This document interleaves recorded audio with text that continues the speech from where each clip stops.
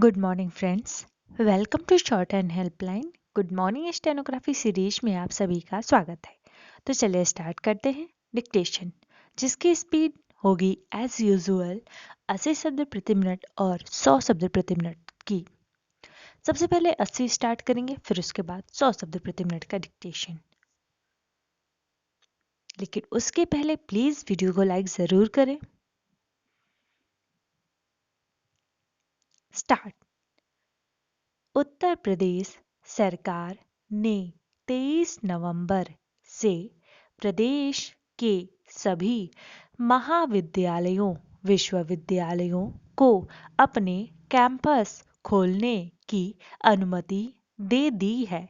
कर्नाटक सरकार के निर्णय लेने के बाद वहां के सभी महाविद्यालय व विश्वविद्यालय 17 नवंबर से खुल गए हैं।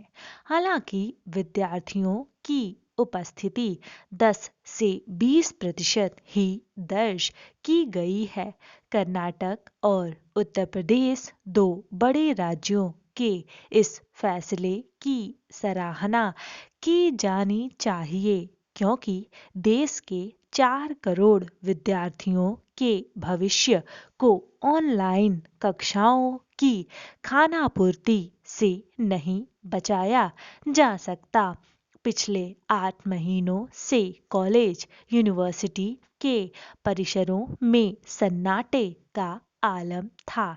कोविड-19 की बाध्यताओं के कारण उच्च शिक्षा से जुड़े 12 लाख शिक्षकों के सामने ऑनलाइन पढ़ाने की मजबूरी रही, जिसके लिए वे कतई तैयार न थे। न ही हमारे उच्च शिक्षण संस्थानों में ऑनलाइन कक्षा के लिए जरूरी इंफ्रास्ट्रक्चर तैयार था। शिक्षकों को सब कुछ हड़बड़ी में सीखना पड़ा और आधी अधूरी जानकारी से ही पढ़ाना पड़ा। पैरा यह तय है कि अन्य सभी राज्यों को भी देर सबेर कैंपस के दरवाजे विद्यार्थियों के लिए खोलने ही होंगे, लेकिन यह रास्ता कांटों से भरा हुआ है।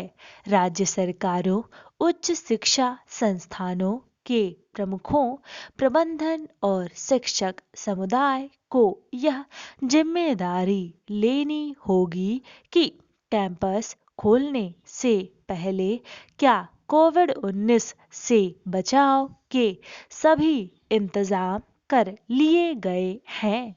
क्या विद्यार्थियों और अभिभावकों को वे तमाम दिशा निर्देश दे दिए गए हैं जिनका पालन कैंपस में जाने के पहले और बाद में करना है। पैरा उच्च शिक्षा में कोविड-19 से बचाव से संबंधित निर्देश देने की जिम्मेदारी केंद्र सरकार ने यूजीसी को सौंप रखी है। यूजीसी ने स्वास्थ्य मंत्रालय, गृह मंत्रालय और शिक्षा मंत्रालय से परामर्श करके अप्रैल 2020 से ही सत्र 2020-21 का अकादमिक कैलेंडर तैयार किया है। इस कैलेंडर के अनुसार पिछले 8 माह में ऑनलाइन कक्षाएं शुरू करने, परीक्षाएं लेने, मूल्यांकन व प्रायोगिक परीक्षाओं के परिचालन के विस्तृत निर्देश यूजीसी ने समय समय पर जारी किए। राज्य सरकारों के शीर्ष नेतृत्व व उच्च शिक्षण संस्थानों के प्रमुखों को यह सुनिश्चित करना होगा कि यूजीसी और स्वास्थ्य मंत्रालय द्वारा जारी किए गए दिशा निर्देशों का सख्ती से पालन हो। एक संशय यह है कि क्या सभी शिक्षण संस्थानों में डॉक्टर, नर्स और पैरामेडिकल स्टाफ की सुविधा हर समय उपलब्ध होगी, जो लगातार विद्यार्थियों, शिक्षकों और कर्मचारियों के स्वास्थ्य की जांच करते रहें। अगर ऐसा नहीं किया गया तो बहुत सारे विद्यार्थियों के कोरोना संक्रमित होने का खतरा बना रहेगा। पैरा ये सभी सवाल इसलिए उठाए जाने चाहिए क्योंकि कैंपस खोलने की तैयारियों में किसी भी किस्म की चूक के नतीजे घातक हो सकते हैं। युवा विद्यार्थियों से सोशल डिस्टेंसिंग बरतने और मास्क लगाने में चूक हो सकती है। सितंबर महीने में अमेरिका में कई विश्वविद्यालयों ने अपने कैंपस खोले थे, पर युवा विद्यार्थियों के असावधान व्यवहार के कारण संक्रमण के एकदम से बढ़ते ही उन्हें अपने कैंपस फिर से बंद करने पड़े। आज उच्च शिक्षा के नियामकों, संस्थान प्रमुखों, विद्यार्थियों व अभिभावकों के सामने भारी दुविधा है। कैंपस न खोलने से विद्यार्थियों के भविष्य पर सवाल खड़े होते हैं। भारत में एक बड़े तबके के पास संसाधन न होने के कारण करोड़ों युवाओं की पहुंच पीसी, लैपटॉप, स्मार्टफोन और इंटरनेट कनेक्टिविटी जैसी सुविधाओं तक नहीं है।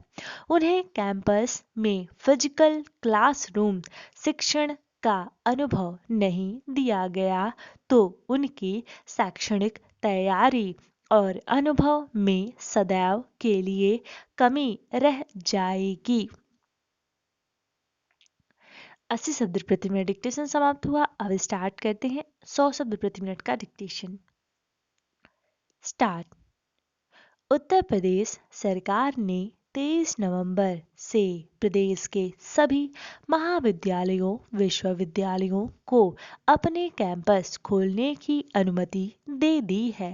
कर्नाटक सरकार के निर्णय लेने के बाद वहां के सभी महाविद्यालय व विश्वविद्यालय 17 नवंबर से खुल गए हैं। हालांकि विद्यार्थियों की उपस्थिति 10 से 20% ही दर्ज की गई है। कर्नाटक और उत्तर प्रदेश दो बड़े राज्यों के इस फैसले की सराहना की जानी चाहिए क्योंकि देश के 4 करोड़ विद्यार्थियों के भविष्य को ऑनलाइन कक्षाओं की खानापूर्ति से नहीं बचाया जा सकता।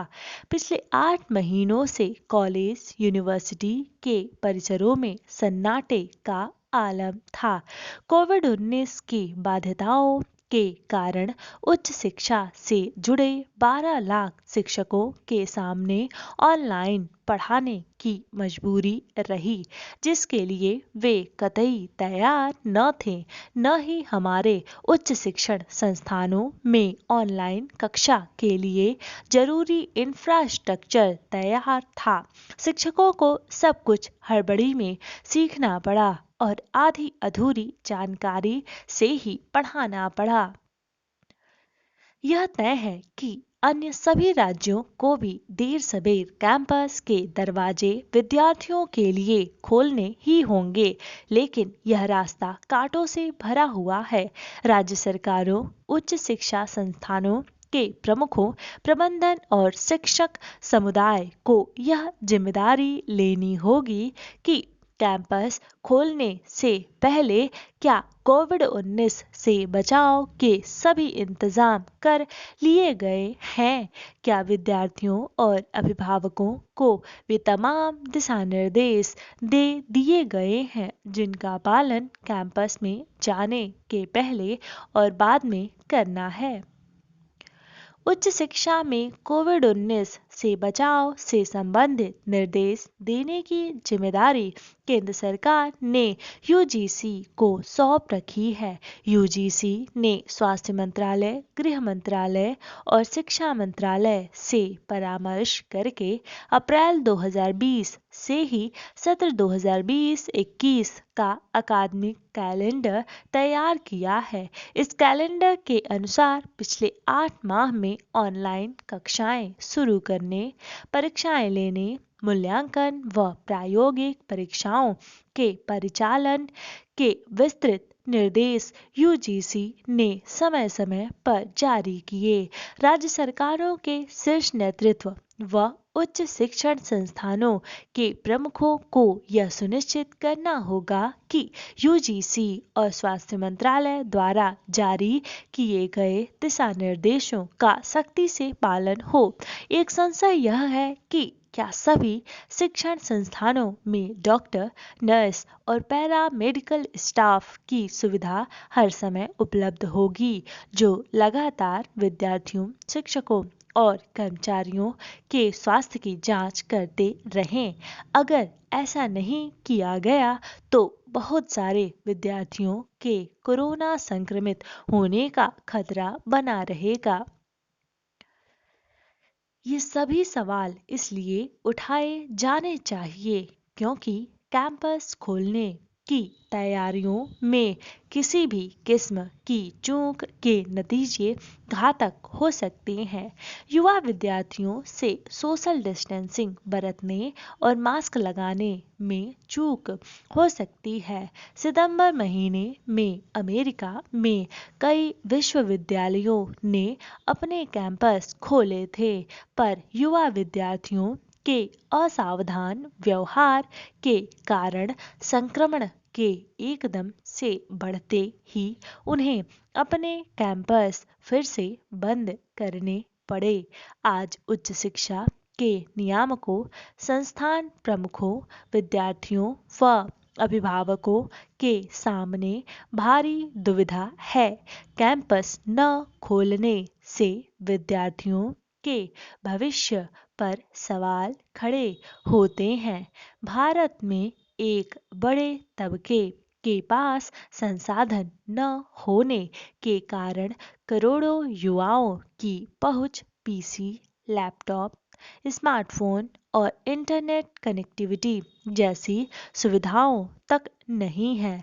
उन्हें कैंपस में फिजिकल क्लासरूम शिक्षण का अनुभव नहीं दिया गया तो उनकी शैक्षणिक तैयारी और अनुभव में सदैव के लिए कमी रह जाएगी।